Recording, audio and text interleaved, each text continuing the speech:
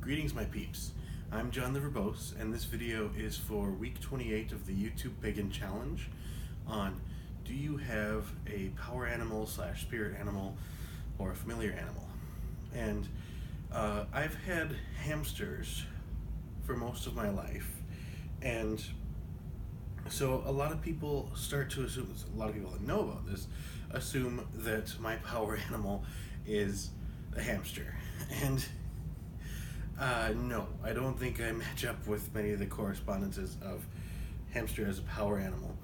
In fact, I did a meditation on my own in which I was intentionally seeking out my power animal. And so I didn't really know what I was going to find, because I was like, well, I don't want to pick one that just seems cool. I want one to present itself to me. And because it seems like everyone goes for the power animal that seems cool, or there's just a select few that are really popular and others get completely ignored. And I was like, do people even explore other possibilities? And so that's why I put some meaning into my search. And so I used a form of meditation, and then just kind of went into it, and over the course of the meditation, there was I had mentioned this meditation before. I was on a boat drifting down a stream through this wooded area, and in my meditation I was not expecting this to happen, at least consciously, but a fish jumped out of the water in front of my canoe. And so I remember I couldn't quite identify the fish at the time, but later, like immediately after I was done with my meditation, I looked up an image search of different types of medium to large size fish until I found one that's like, hey, that's the one, and it was the king salmon. And so I was like, okay, king salmon. And I was like, I didn't really want that one to be my power animal, but when I looked up all the correspondences, everything matched up with who I was, because it's like I'm always fighting the current. I always have to do something different, yet at the same time I'm just like everyone else. And family was really important to me, and my heritage, and keeping up with certain traditions. And so it was like all other aspects just fell into place, and I was like, wow, that's really me, and more so than just a hamster.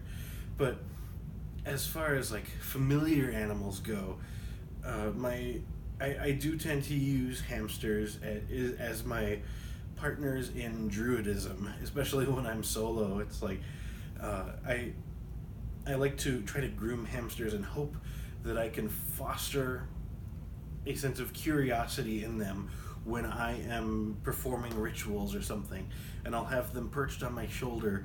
And there was one that she didn't really take to me grooming her as like a familiar animal. She seemed to have her own agenda. She just wanted to go explore. And then there was another hamster that I had. Her name was Siobhan, and she was always like intensely curious and intrigued about what I was doing when I was having my solo rituals. And so it's like we had this really cool bond, seemingly on a spiritual level. Like, she was interested in what I was doing, and she would help. And in Reformed Druidism, we give offerings or sacrifices to the Earth Mother of plant material. And so I would kind of declare my hamster that she was the avatar of the Earth Mother, and I asked her directly if she would accept my sacrifice. And so I'd offer my sacrifice of plant material, and she would either accept it or ignore it, and that would be like a sign that the Earth Mother has rejected my offering. And so a lot of it really seemed like literally fluffy, but at the same time, I was getting this spiritual value out of it. And I really haven't had to do that in a long time, but I definitely like little fluffy animals, little furry critters. And since I've had hamsters for half my life, I really like. I've moved out from home years ago, and my hamsters just come with me, and they're I do have a special bond and connection to them, but by no means are they one of my power animals. Nor I don't think they're one of my shadow animals either. That's probably more like a cougar / mountain lion, panther-y thing. But this video is not about shadow animals, is it?